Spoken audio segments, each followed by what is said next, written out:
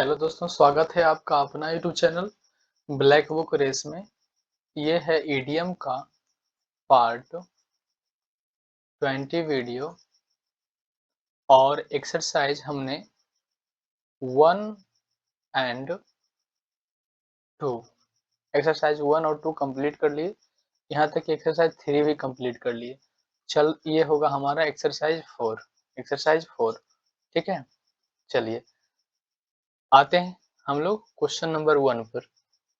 Exercise 4 का question number 1 को देखते हैं। ठीक है, क्वेश्चन नंबर 1 को देखते हैं। चिल आउट कैसे याद करेंगे इसको?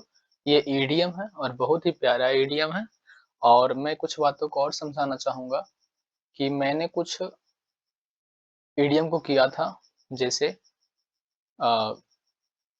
शुरू में मैंने किया था लुक वाली ईडीएम। मैं इन बातों को बार-बार लिखता हूँ ताकि आपको याद रहे। और ये सब कन्फ्यूज करने वाला होता है, ठीक ना? तो आप लुक वाली ईडीएम को किए होंगे, तो अब से बार-बार थोड़ा-सा देखने का कोशिश कीजिए, ठीक ना? याद हो गया होगा तो ठीक है, और नहीं तो उसको थोड़ा-सा कोशिश कीजिए याद करने का। लुक वाली किए थे हम लोग, पुट वाली, और ये जब आता है तो कन्फ्यूज करता है खूब, ठीक ना? तो लुक वाली कर लिए थे, पुट वाली कर लिए थे, और क्या किए थे? कम वाला हो गया था हमारा, कम वाला। हाँ, तो अभी तक तो एक्सरसाइज 1 किए ना, 2 किए, 3 किए, तीनों के लिए। एक्सरसाइज 1 में हम लोग क्या किए थे? एक्सरसाइज 1 में हम लोग लुक वाली देखे थे, एक्सरसाइज 2 में हम लोग पुट वाली किए थे, एक्सरसाइज 3 में हम लोग कम वाली किए थे। अब एक्सरसाइज 4 चल रहा है तो इसमें भी कुछ नया आएगा, ठीक ना? और ये सब बहुत ही प्यारा इडियम है, ठीक? इसे याद रखिएगा, क्योंकि एग्जाम में बहुत पूछे जाते हैं ऐसे क्वेश्चन, ठीक है? चलिए चिल आउट को देखते हैं। चिल आउट एक बहुत ही प्यारा इडियम है, इसको याद करते हैं कैसे। तो चिल का मतलब होता है ठंड। क्या होता है? ठंड होता है। यहाँ देख रहे होंगे ठंडा होता है, ठीक है? और आउट का मतलब क्या होता है? बाहर। क्या होता है? बाहर। जब वो गुस्सा हुआ तो मैंने उसको जब वो गुस्सा हुआ तो मैंने उसको बाहर ले जाकर ठंडा किया। मतलब कि शांत कर दिया। होता है कुछ लोग, मतलब कि बहुत ज़्यादा उड़ रहा होता है ना? कुछ लोग होता है कि बहुत ज़्यादा मतलब बोल रहा होता है।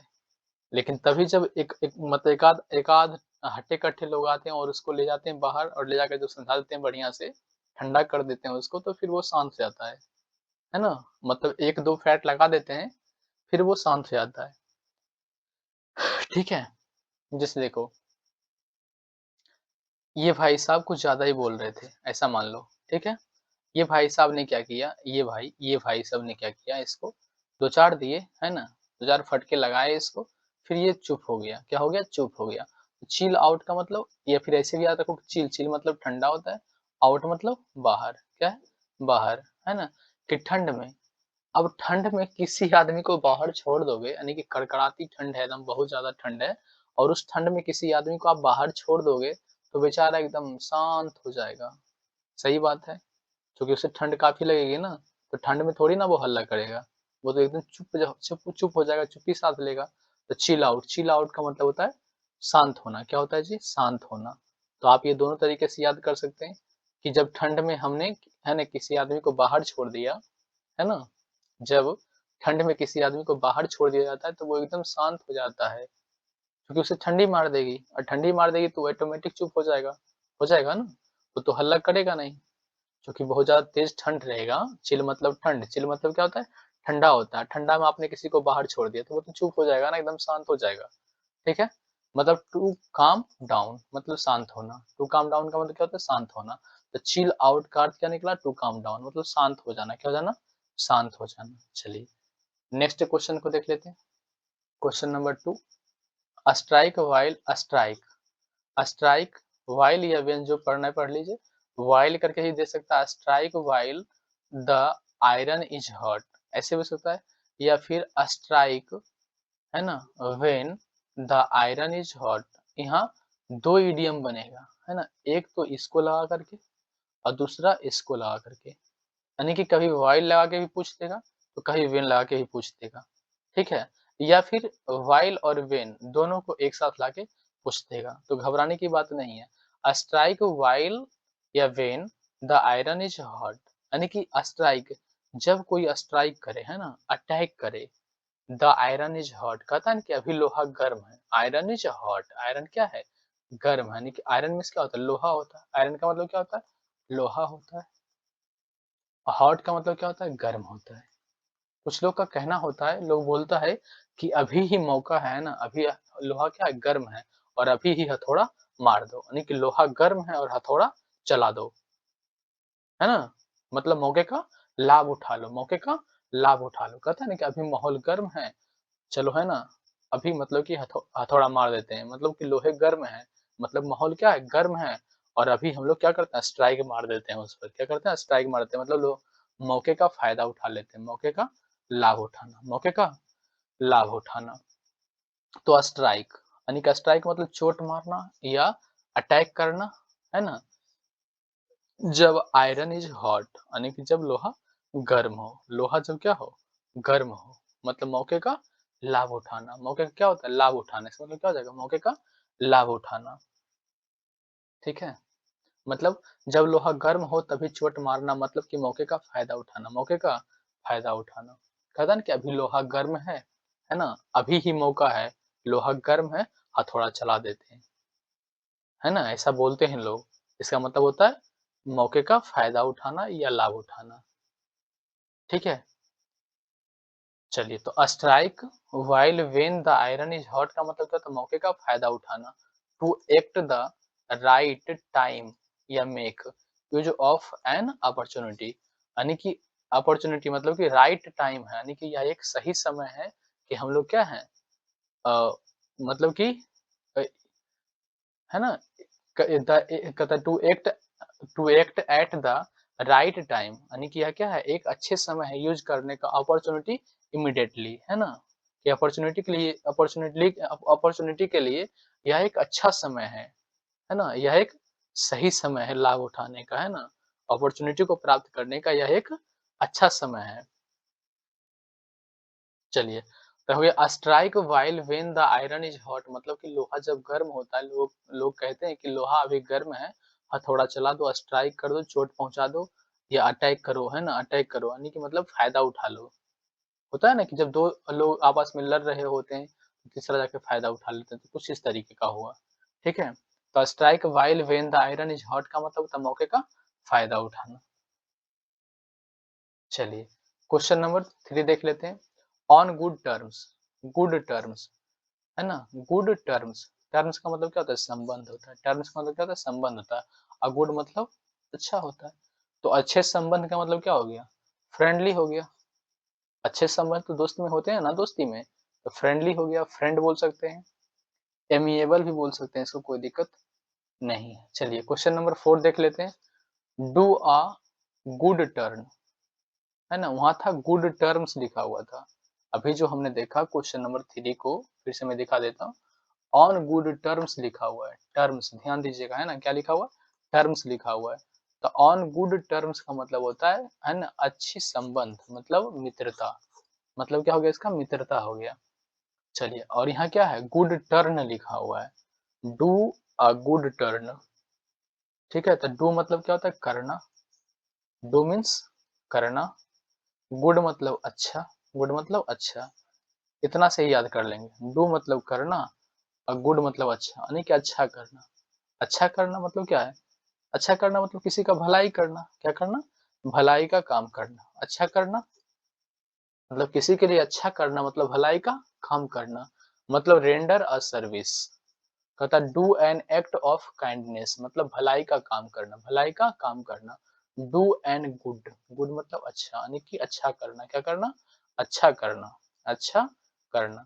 तो अच्छा करना मतलब भलाई का काम करना। Render a service, render a service या do an act of kindness, मतलब दयालुता भरी काम करना। ठीक है, तो डू एंड गुड टर्म्स का मतलब यहाँ डू को पढ़ लेंगे, और गुड मतलब अच्छा करना, अच्छा करना मीन्स भलाई करना। ठीक है, इस प्रकार याद कर लेंगे इसको। चलिए, नेक्स्ट क्वेश्चन के लिए नेक्स्ट स्लाइड को लाते हैं। मैं इस स्लाइड को थोड़ा ऊपर कर लेता हूँ और नेक्स्ट स्लाइड को लाते हैं। ये नेक्स्ट स्लाइड आपका। चलिए, लायंस शेयर, है ना, शेयर का मतलब हिस्सा होता है, शेयर का मतलब क्या होता है जी, हिस्सा होता है। लायन का मतलब क्या होता है? शेर होता है। लायन का मतलब शेर होता है और शेयर, शेयर का मतलब हिस्सा होता है। और एपोस्ट्रोफी एस जो लगा हुआ है, एपोस्ट्रोफी एस का मतलब होता है काके की, है ना? का, यानी कि लायन मतलब शेर का हिस्सा, शेर का शेयर, शेर का मतलब कि लायन का, लायन से शेयर का मतलब क्या हो गया? शेर का शेयर, शेयर मतलब हिस्सा, है ना? तो लायन का हिस्सा। तो मान लीजिए अ, मतलब कि लायंस शेयर मतलब कि लायन का हिस्सा। अब मान लीजिए एक फॉक्स है, क्या है? फॉक्स है, ठीक है? और एक लायन है, ठीक है? ये दोनों ने मिलकर एक बिल्ली को पकड़ा, ठीक है? एक बिल्ली को पकड़ा, ठीक है? और या फिर एक चूहे को पकड़ा, ठीक है? एक रैट को पकड़ा, ठीक है? तो फॉक्स जो है, फॉक्स और लायन, ठीक है? तो फॉक्स और लायन, यहाँ दो जानवर हैं, फॉक्स और लायन। तो फॉक्स और लायन ने मिलकर किसको पकड़ा? रैट को पकड़ा, पकड़ लिया। अब बताइए इन दोनों में से ज्यादा कौन लेगा? तो ज्यादा जाहिर सी बात है कि शेर काफी बलवान भी होता है, शरीर से ज्यादा बड़ा भी होता है, तो जाहिर सी बात है कि इसका हिस्सा क्या होना चाहिए? ज्यादा होना चाहिए। यानी कि ये वाली हिस्सा जो जिसमें टिक कर रहा हूँ, ये शेर का हो गया, और ये जो बचा हुआ हिस्सा हो गया ये वाला, है ना? ये वाला हिस्सा जो हो गया, ये किसका हो जाएगा? ये हो जाएगा फॉक्स का, ठीक है? मतलब बहुत बड़ी शेयर लेगा ये, है ना? लायंस शेयर का मतलब होता है कि ये बहुत बड़ा मतलब बदमाश जानवर होता है ना? बहुत ही मतलब कि डेंजर किस्म का जानवर होता है। लायन आप समझ रहे हैं ना? तो लायंस शेर जो होता है, लायन जो है यानी कि शेर जो है जंगल का राजा, और ये थोड़ा मतलब छोटा-मोटा चीज़ नहीं लेगा, ये जब भी लेगा तो बड़ा हिस्सा लेगा। क्या लेगा? बड़ा हिस्सा लेगा, लार्ज पार्ट लेगा, मतलब बहुत बड़ा। सही बात है, लायंस शेर मतलब कि शेर का हिस्सा। गाँव में भी देखते होंगे कि जो बड़े-बड़े लोग होते हैं, तो वो किसी भी चीज़ में, है ना, मतलब कि एक बहुत बड़ी हिस्सा को लेते हैं, बहुत बड़ी हिस्सा को ले जाते हैं। तो लायंस शेयर का मतलब क्या हो गया? यानी कि बलवान, बलवान आदमी जो है अपने मन मुताबिक शेर को फिट करते हैं कि हमारा हिस्सा कितना होना चाहिए और उतना उसे मिलना चाहिए और मिलता है। तो लायंस शेयर का मतलब ये लायन का हिस्सा, और शेर जो कि बहुत ही बड़ा हिस्सा ही तो, है ना, खाता है ना? बड़ा हिस्सा खाता है या बड़ा हिस्सा लेता है ना? तो लायंस शेयर का मतलब होता है कि बहुत बड़ा हिस्सा, है ना? बहुत बड़े हिस्सा को प्राप्त करना या लेना, बड़ा हिस्सा लेना, ठीक है? Large part. तो लायंस शेयर का मतलब क्या हो गया? Large part. लायन जो होते हैं वो छोटे-मोटे हिस्से से मानने वाले नहीं हैं, है ना? और अगर ना मिले तो ये सब उथल-पुथल कर देगा, ठीक ना? क्वेश्चन नंबर आते हैं 6 पर, देखते हैं। Too many irons in the fire. Too many का मतलब बहुत सारा, टू मेनी का मतलब काफी सारे, आयरन्स मतलब लोहे, इन फायर, फायर का मतलब क्या होता है? आग। इन मतलब में, फायर मतलब आग, यानी कि आग में बहुत सारे लोहे का होना, बहुत सारे लोहे का होना। तो आप लोहार के पास जाते हैं तो आप देखते होंगे कि ये मान लो भट्टी है, ये आग की भट्टी है, और इसी भट्टी में आप देखते होंगे इस तरह का लोहे डला हुआ है, इस तरीके से रॉड डाला हुआ है ना? कुछ इस तरीके का भी, कुछ इस तरीके का भी डला हुआ है, यानी कि एक ही भट्टी में जहाँ आग लग रही होती है, इस तरीके से जहाँ आग जल रही होती है उसी भट्टी में देखते होंगे कि ये सब लोहे, यानी कि बहुत तरह के लोहे उसमें, रॉड जो होते हैं उसमें डाल देते हैं। लोहार जो है एक ही बार उस भट्टी में, है ना, भट्टी में जो है बहुत सारे लोहे को डाल देते हैं। यानी कि too many irons in the fire, मतलब कि आग में जो है बहुत, है ना, ज्यादा लोहे को क्या करते हैं? वो डाल देते हैं। मतलब एक साथ बहुत से कार्य करना, सही बात है। एक साथ बहुत सारे काम करने के लिए कि मतलब कि किसी लोहे से उसने चाकू बना दिया, है ना? इसी आग से निकाल करके एक लोहे का चाकू बना दिया, एक से तलवार बना दिया, है ना? एक से एक से मतलब और बहुत तरह के औज़ार बना दिए, है ना? मतलब कि बहुत सारे टूल्स बना दिए, अलग-अलग, मतलब कि अलग-अलग रॉड को निकाल करके, यानी कि एक ही भट्टी में बहुत सारे आयरन को डाल देते हैं, लेकिन सभी आयरन से ये अलग-अलग किस्म का औज़ार बनाते हैं। मतलब एक साथ बहुत सारे काम करते हैं। Too many irons in the fire मतलब बहुत सारे आग में, यानी कि बहुत सारे लोहे को आग में होना, मतलब लोहार जो है बहुत सारे काम एक साथ करेंगे, है ना? बहुत सारे काम एक साथ बहुत से कार्य करेंगे। मतलब उन सारे लोहे से अलग-अलग औज़ार बनाएँगे, मतलब कि अलग-अलग काम करेंगे। तो मतलब इन्वॉल्व इन मेनी एक्टिविटीज़, यानी बहुत सारी एक्टिविटीज़ में वो इन्वॉल्व होते हैं कि ये रड से मैं चाकू बना दूँगा, ये रड से तलवार बना दूँगा, इस रड से फावड़ा बना दूँगा, इस तरीके से। तो वो बहुत सारे यानी कि मेनी वर्क्स है ना, मेनी एक्टिविटीज़ को करने में क्या होते हैं, इन्वॉल्व होते हैं। चलिए, to cry wolf, to cry wolf, wolf का मतलब क्या होता है, भेड़िया। और भेड़िया वाला आपने कहानी सुना होगा। क्राई मतलब चिल्लाना। एक लड़का क्या करता है, पेड़ पर बैठ जाता है और हल्ला करता है कि भेड़िया आया, है ना? आपने कहानी सुना होगा। 4 या 5th क्लास में था, एक स्टोरी था। उसमें एक लड़का जो होता है वो डाली पर बैठ के झूठ-मूठ के चिल्लाता है कि भेड़िया आया, है ना? और गाँव वाले क्या होते हैं, इकट्ठा हो जाते हैं। फिर कहता है कहाँ है भेड़िया? तो कहता है मैंने तो मज़ाक किया था, ठीक है? और उस मज़ाक का है ना सबक सिखाने के लिए भेड़िया एक दिन सच में आ गया था और उसके 2 बच्चे को उठा के ले गया था। तो ये कहानी आपने सुना होगा। टू क्राई वुल्फ मतलब भेड़िया आया चिल्लाता है, मतलब कि झूठा अलर्ट करता है लोगों को, है ना? झूठ-मूठ के अलर्ट करता है, मतलब कि झूठा हौबा खड़ा करना या झूठी चेतावनी देना कि भेड़िया आया। और गाँव वाले डर के सच में आ जाते थे, है ना? कि कहीं सच में भेड़िया तो अटैक नहीं कर दिया इसके ऊपर। और वो आते थे तो वो लड़का क्या करता था, हँसने लगता था कि मैं तो झूठ-मूठ के चिल्ला रहा था भेड़िया आया और आप लोग मूर्ख हो जो कि चले आए। ठीक है? ऐसा मतलब कि वो झूठी चेतावनी देता है कि भेड़िया आया, यानी कि मतलब झूठ-मूठ के हौवा खड़ा करता है, ठीक है? मतलब टू क्राई वुल्फ मतलब भेड़िया आया करके चिल्लाता था, लोगों को मूर्ख बनाने के लिए, है ना? तो गिव फॉल्स अलार्म्स मतलब झूठ-मूठ के चेतावनी देना, है ना? चलिए, नेक्स्ट क्वेश्चन को देख लेते हैं। Question number 8, on thin ice मतलब डिफिकल्ट सिचुएशन में होना या डेंजर में होना, है ना? डेंजर या डिफिकल्टी में होना, ठीक है? Thin ice. अब मान लीजिए, अब क्या करता आइस, मान लीजिए आइस का एक टुकड़ा है, आइस का एक टुकड़ा है पतला सा, ठीक है? और ये समुद्र में कहाँ? समुद्र में है। कहाँ है?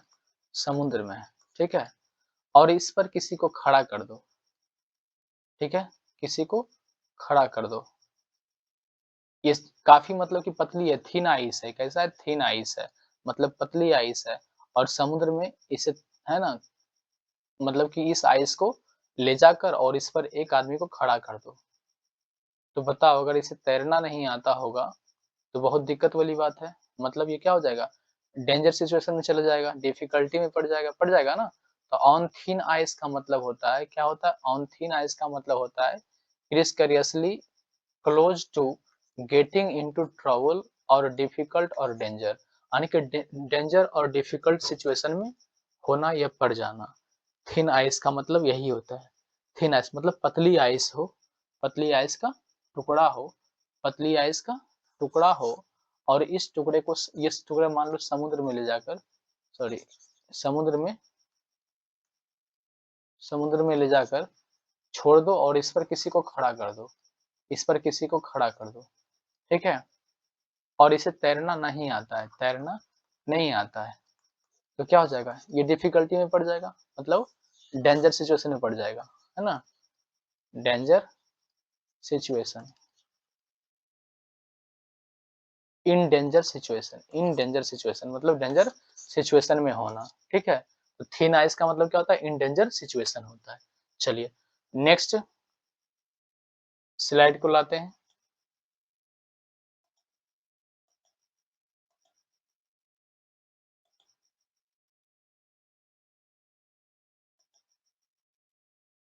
चलिए, ये रहा आपके सामने क्वेश्चन नंबर, मतलब खतरे या परेशानी में एकदम है ना निकट, यानी कि खतरे या परेशानी के निकट होना। थिन आइस का मतलब क्या था? यानी कि खतरे में होना या खतरे के बिल्कुल पास होना।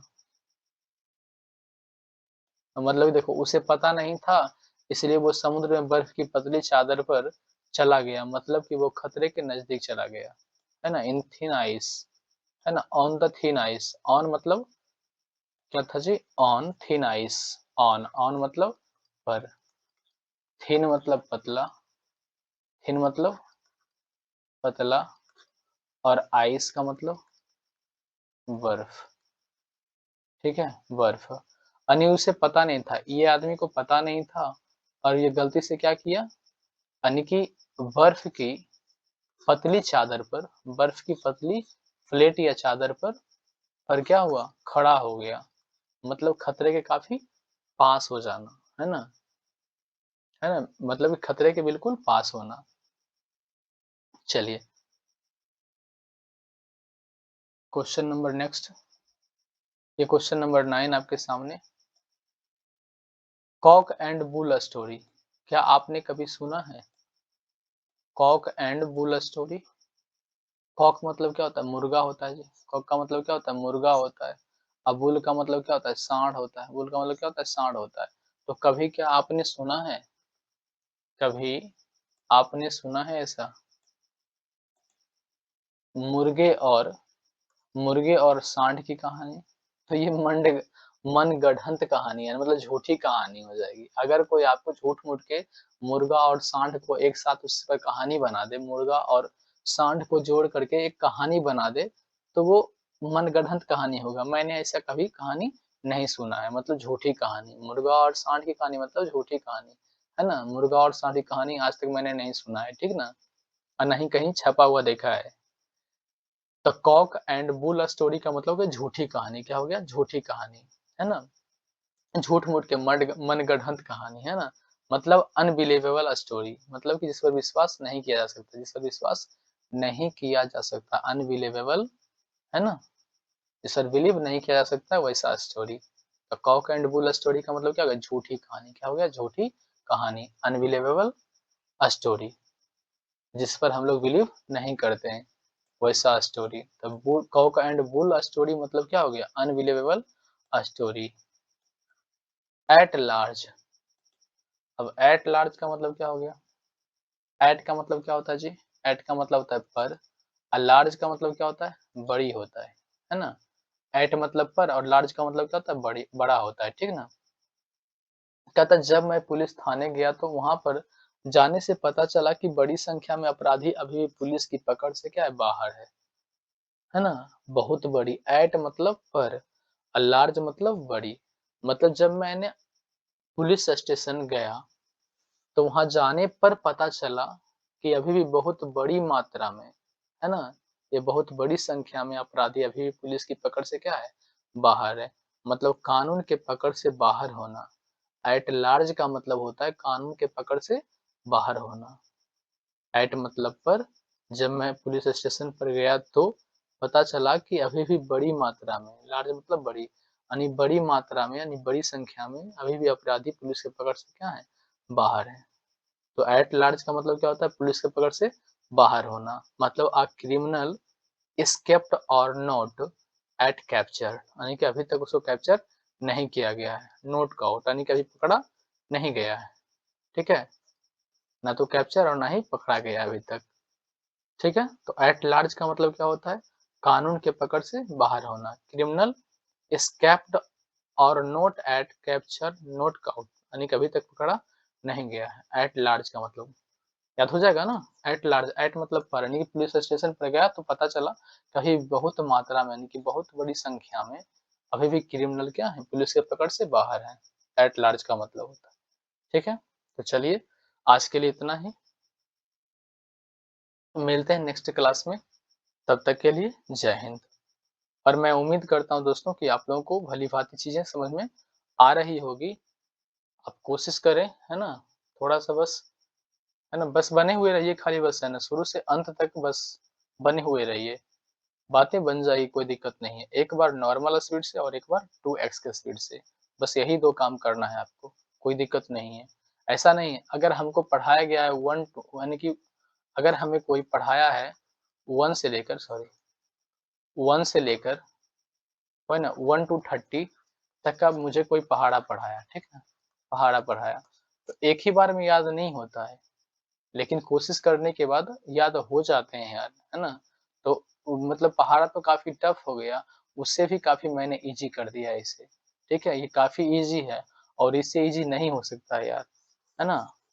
आप भी पढ़े-लिखे इंसान हो, आपको सब कुछ पता है, तो आप है ना, इस तरीके से करने के बाद ही मतलब कि बातें बन सकता है इसमें, अदरवाइज़ कोई उपाय नहीं है इसका, ठीक है? यही एक इलाज इसका है। सिर्फ लिंक लगाओ, इमेजिन करो, उससे रिलेट कर दो और उन बातों को अपने माइंड में उतारने की कोशिश करो, बस।